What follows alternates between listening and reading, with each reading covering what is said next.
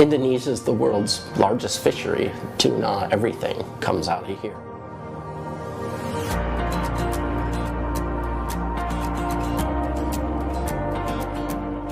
It's based on Indonesia's size, you know. They have so many islands here, the largest archipelago in the world. They cover 2 oceans. So many other illegal fishing boats come here.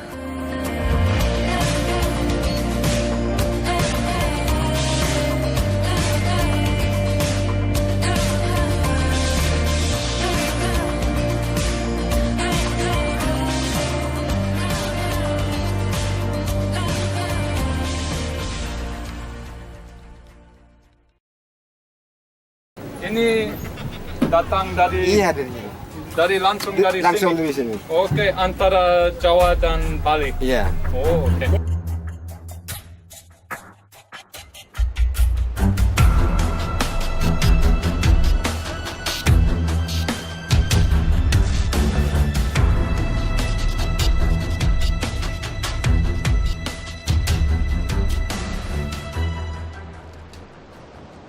2.5-meter tiger shark was caught and killed at our location. So then I realized, hey, there's such a big problem here.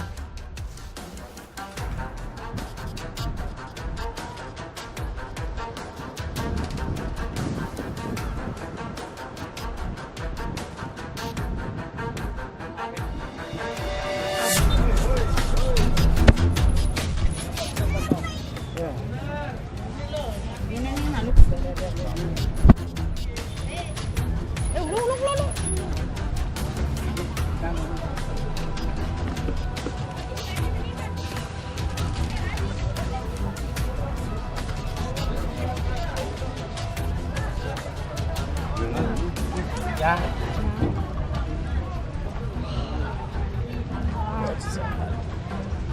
Pak, ini potong nih, potong ya. Apanya? Tangannya saya bilang ini, potong. Oh, itu.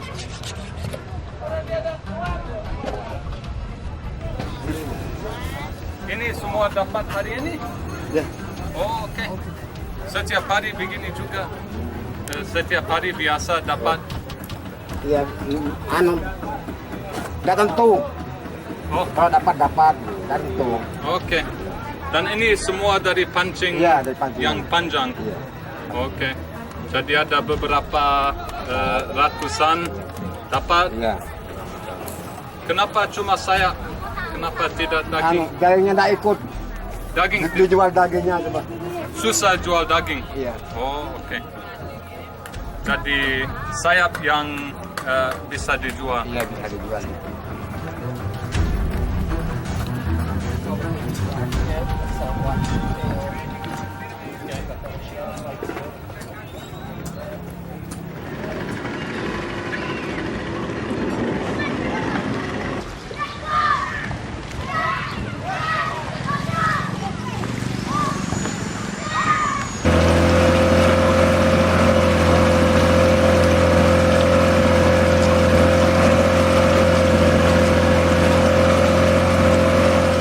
Dulu waktu Bapak jadi nelayan tuh sempat dapat hiu atau enggak? Sempat. Daerah hiunya kan dekat sini. Oh, di daerah sana Ya, hiunya. pantai. Oh. Jadi terus yang bikin Bapak terpanggil untuk konservasi hiu gimana? Awalnya itu dah dari karena kebanyakan orang tuh motong hiu kan habitatnya kan berkurang. Kita seolah-olah terpanggil ke sistem itu, jadinya ada Pak Polni nawari kita untuk kerjasama membantu apa namanya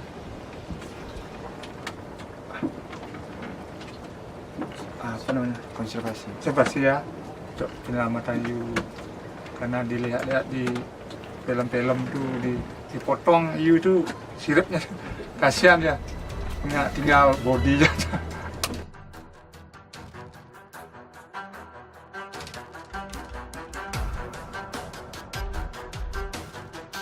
My name's Paul Fries. I'm from Hawaii, the founder of Bali Sharks, which is a rescue center. We rescue sharks, we release sharks, We have the world record for saving sharks, and we're based here in Bali, Indonesia. It's basically the world's first shark rescue center, and now we work with like local fishermen, give them the choice not to kill the shark. You don't have to take it to the seafood restaurants and stuff. You can keep it alive, and then, we've been able to save 182 sharks so far.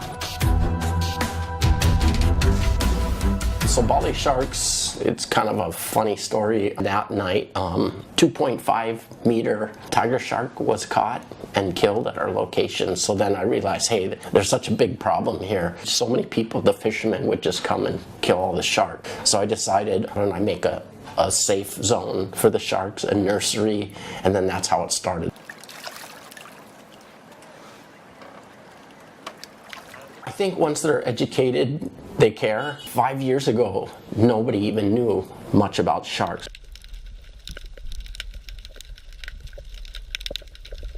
The nursery, it was built to actually give it a safe zone for the sharks. So once we built the nursery, the first sharks we got was a litter of 10 sharks that were stuck in Nusa Dua at low tide in a seaweed farm.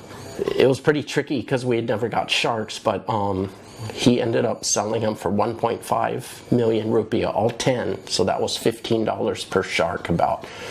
So we had to learn how to transfer them over. We got them in. They were all, it was a litter, a brand new litter. So maybe 0.5 meter, not too big. So that was our first sharks. And then, so we had to learn, well, we got to feed them at least twice a week. And it was interesting because some grew really fast and some grew slower. If we do get a sick shark, we can isolate it, put it in its own area and make sure it gets healthy, feed it well. Indonesia, the water's dirty here. We try to keep the trash out with net. We have to clean every day, like 5 times a day. We try and clean it. There's plastic floating, seaweed. You don't want the sharks eating that and choking that, so we'll clean that. We have to look for holes in the net. We patch the holes, have to tie those up. We'll look for damage, other damage. So, everybody thinks, oh, don't swim with sharks, they're gonna eat you. But what I was teaching you about looking at their eyes. So I'm always asked, if I'm surfing alone and a big fin comes, what am I gonna do? If I see the fin, that's a good sign. It's the one you don't see that's gonna come up and sneak behind you and get you. That's how sharks hunt. So if I did see a fin, I'd throw my board aside, I'd just stare at the shark. And then they're usually just curious. I've cut my hands open and I'm full of blood. I have it on YouTube, and the sharks, they don't like our blood. So that's why it's fine to swim with sharks.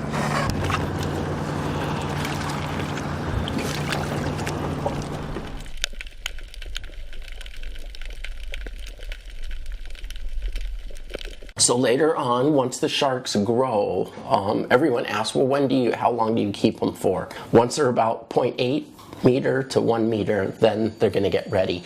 It's interesting because like black tips, there'll always be 2 that grow fast. We take those 2 out and 2 more will grow.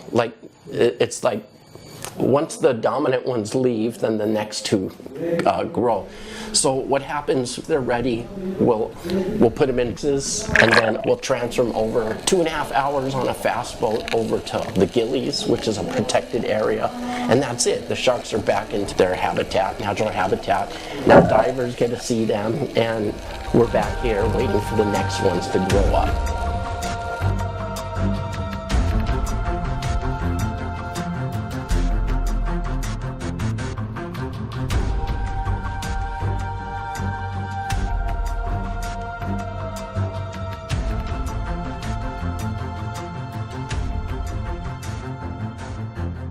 The nursery's old, the wood's rotted, the nails are rusted, it's falling apart.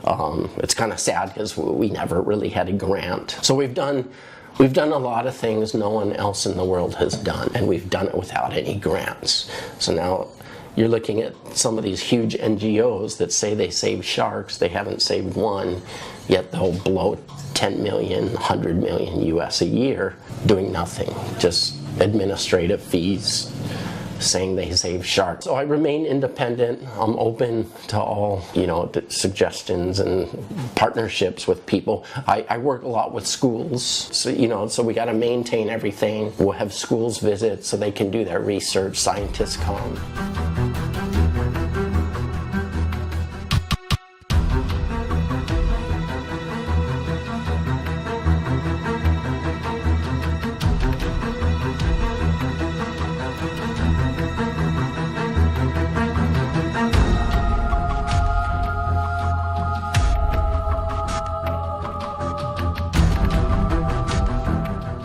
With the fishermen here, you ask them, well, do you eat the shark?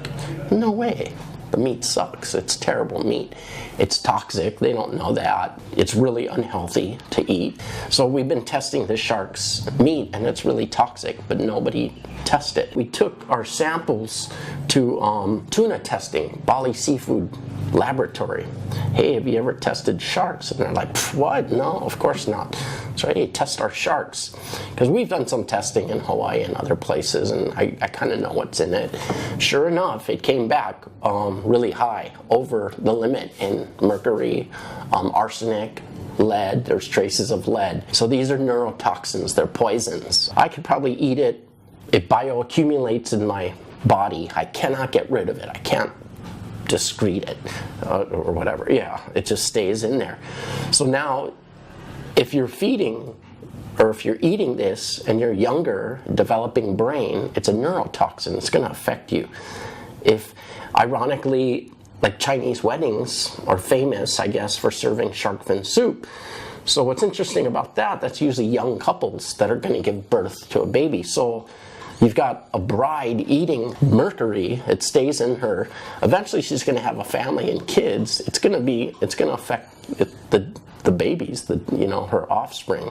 So yeah, it's full of neurotoxins, and there's no nutritional value. It's based on a consistency. They just take the